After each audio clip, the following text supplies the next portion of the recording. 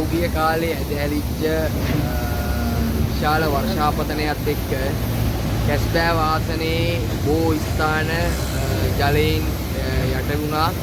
ඒකෙන් විශාල ජනතාව පීඩාවටපත් වුණා. විශේෂයෙන් නිවන්තිරිය, බෝකුන්දර, ඇරැව්වල, තුම්බෝවිල වගේ ප්‍රදේශයන් විශේෂ කොට හඳුනාගෙන තිනවා.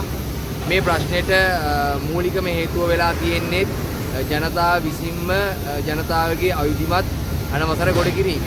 නමුත් කෙටි කාලීන විදියට මේ ප්‍රශ්නෙට උත්තරයක් දෙන්න ඕන නිසා කොළඹ දිස්ත්‍රික් සම්බන්ධීකරණ කමිටුවේ සභාපති ලක්ෂ්මන් නිපුණාරච්චි සහෝදරයා මැදිහත් වෙලා අද දින SLRDC එක හරහා අපි මේ බෝකුන්දර මන්සන්දියේ වේරස්ගඟ ව්‍යාපෘතිය හරහා තියෙන මේ ඇල මාර්ගය සුද්ධ කරන්න පටන් අරන් තිනවා. මේ කොටස තමයි අපි හඳුනාගෙන තියෙන්නේ බොහෝ වෙලාවට බාධාවන් පවතිනවා කියලා ජලය බැස යාම සඳහා.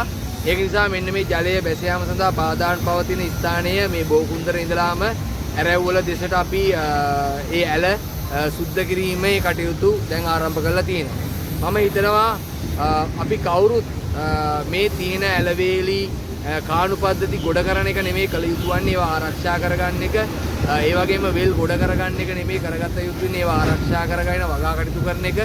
නමුත් ජනතාව අවිධිමත් ලෙස කටයුතු කිරීම විශාල ප්‍රශ්නයක් බවට පත් වෙලා තියෙනවා. ජනතාවටත් අපි පණිවිඩයක් දෙනවා. එහෙම කරන්න එපා. විධිමත් කාණු පද්ධති හරහා රටේ සංවර්ධන කටයුතු කරන්න ඕනේ. අපි විශාල මේ ආණ්ඩුව විශාල සංවර්ධන කාර්යයකට අතපොලා තිනවා.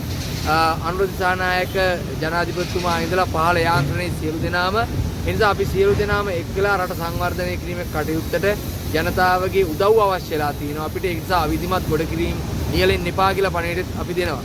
ඒ වගේම මේ වේරස්ගඟ ව්‍යාපෘතියේ තව සංවර්ධන කටයුතු කිහිපයක් මග නැවතිලා තිනවා.